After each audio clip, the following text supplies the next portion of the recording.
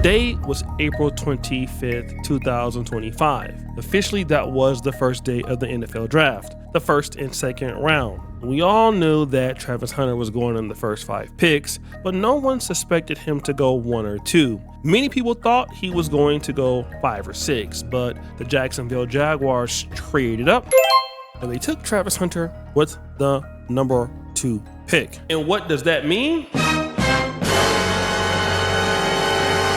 That means money, money, money, money. See, the higher you go in the NFL draft, the more money that you can get. And when you're the number 2 pick for a defensive back, wide receiver combo, which is the first time we've ever seen it, you're at least going to get a $30 million signing bonus. Now, that doesn't mean you're going to get all the money right away. You can get some of it up front or some of it in the back end, and teams typically, kind of negotiate when you get that signing bonus, but it will be guaranteed. So somehow in that contract, you're going to get the money. And instead of actually signing the contract, we found out this. Yeah, taking a look at the landscape of things, it feels like Travis Hunter will probably be the last first rounder to sign. And, these things are generally, one, not complicated. We know he's going to make $46.6 and change million. He's going to get a $30 million signing bonus. These numbers are all negotiated. They are basically done. The numbers you cannot mess with. This is going to be the hardest to get done as Travis Hunter tries to do everything he possibly can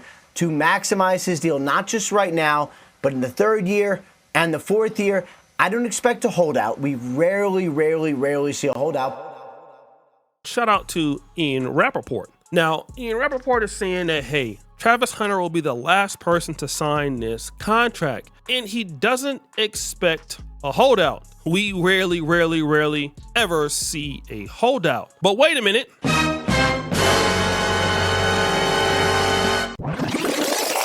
In fact, we have seen a holdout. Travis Hunter was picked with the number 2 pick, right? But Shamar Stewart of the Cincinnati Bengals was picked with the number 17th pick. Now, this guy was picked to replace Trey Hendrickson, and we already know what's going on with the Bengals and the contract dispute that he's having. He wants more money, but Shamar Stewart is supposed to basically replace this guy just in case something happens in the future. But Shamar Stewart is like, hold up, wait a minute, something ain't right. And when confronted about the contract dispute that Shamar Stewart, who is a rookie, is having with the Cincinnati Bengals, he had this to say. Shamar Stewart just went off on the Bengals amid his contract dispute with the team. The 17th overall pick has yet to practice with the Bengals due to certain language in his rookie contract that could void future guarantees. Something that was not in the contract of Bengals' previous first-round picks or new contracts for their star receivers. Stewart is refusing to be the first player with this new key phrase in his contract, and he just publicly made his true feelings well known. As in how far I'll take it. In my case, I'm 100% right. I'm not asking for nothing y'all never done before. But in y'all case, y'all just want to win an argument instead of winning more games, in my opinion. Now, what does this have to do with Travis Hunter? Now, just think about it. Shamar Stewart is holding out on his rookie contract. He's missing all of the mini camps and things like that. But if he doesn't sign, it could mean that all of his signing bonuses and things like that are on hold. Which means that if Shamar Stewart is spending money right now, he's getting that money only because he signed with the Bengals. So if he bought his mom a new house, he bought a new car, and if he doesn't sign a contract, he can't get paid. Now, let's go back to our guy, Travis Hunter. What has he been buying? Travis Hunter has bought LeAnna a $600,000 Benz. A $3.2 million house.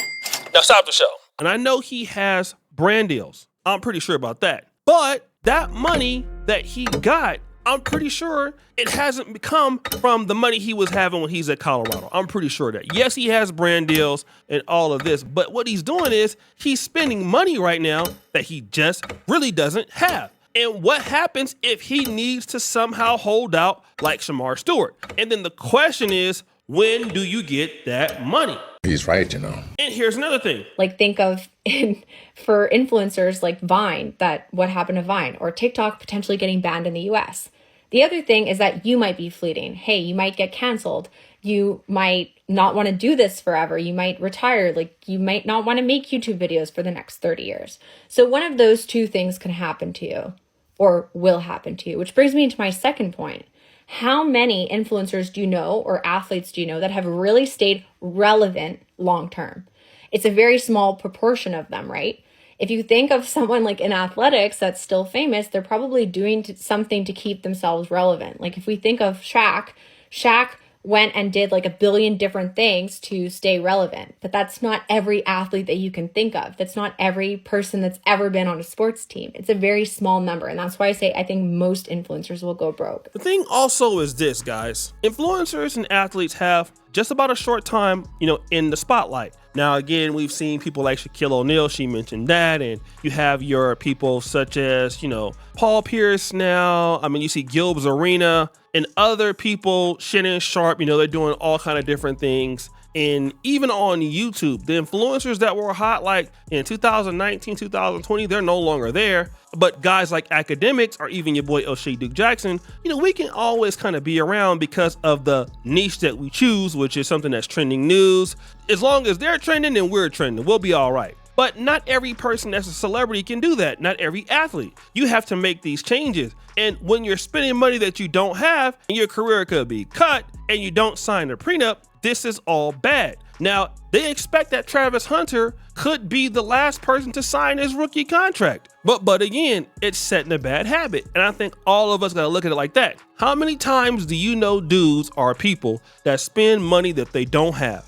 I'm talking about they check. I'm talking about, buying something before they get paid only to be in debt. And it's not just regular people that do it. You see athletes do it. I've seen YouTubers do it. And I think that we got to really understand that whatever your career is, especially if it's short term and you're making a lot of money right now, things can happen. Like I was checking out this person. You guys probably remember the brother right here. He used to play for the Browns. Good brother, man. His name was Joshua Cribbs, all right? He was a really, really good receiver, really good kick returner. And this is what he said. Did you know that we got paid every week? Every Tuesday. I thought that we got paid every Tuesday for the year. I didn't know. Oh, your check was so big, that huh? In the off season, we didn't get paid. I didn't know in the off season we didn't get paid. Oh, okay. And I was in fear. I was like, how many weeks in? Yes, how many weeks in December? So I had been going to the bank, cashing every check, and the bank, even though the bank teller was like, you can get direct deposit. I'm like, man, I want to see all my money. I want to cash it all. So I was making about $8,000-9,000 a week after taxes. And I was looking at all that cash and I was like, oh my God. Thought you was rich, huh? So I had to put my hands down like, oh, okay, you're going to put your hands up in the bank. So I'm getting all this money. Keep it coming every week.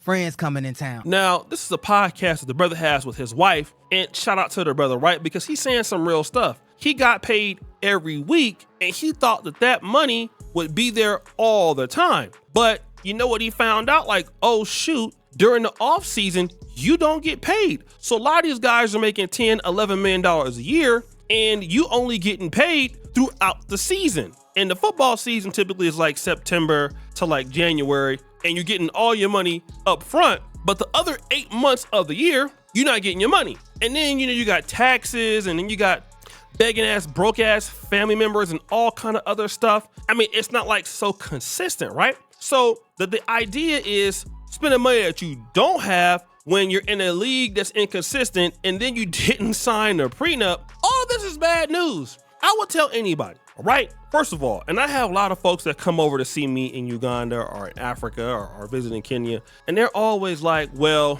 like, where can I buy some land or buy a house? What? And the first thing I tell them is, why are you so in a hurry to like buy something? You're just moving here. Like, you don't need to buy anything. You need to see if you like it first. And if you do like it, why don't you just rent? You can lease. Then people always get mad at me and say, man, I could just buy something. Why I gotta be paying a mortgage? Well, bro, like, you could be using the money that you have as a lump sum, like in your business. Like if you live in, let's say, Nairobi or Kampala, but let's say if you live in Nairobi, for example, you can spend $700 a month and live in a really nice neighborhood, $890. I was just with Austin Holloman like last week in Nairobi, and where he lives at, he's spending, probably around $1,000 or less than that, something like that, which is a lot of money in Nairobi. But in the States, that would be like $5,000 or $6,000. That's comparable to that. And then if you had other money, you could invest that into a business in America or into a business somewhere else. Then if you decided you wanted to buy after everything else was okay,